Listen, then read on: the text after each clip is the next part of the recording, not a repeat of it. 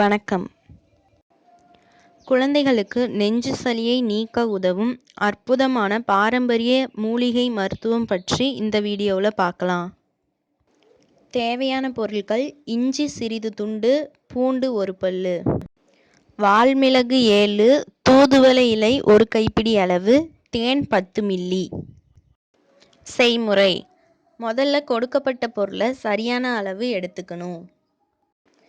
பிறகு இஞ்சி, பூண்டு, வால்மிளகு இது மூணையும் நல்லா அரைச்சிக்கணும். அது பிறகு தூதுவளை இலை கொஞ்சம் அது கூட தண்ணி ஊற்றி நல்லா அரைச்சிக்கணும்.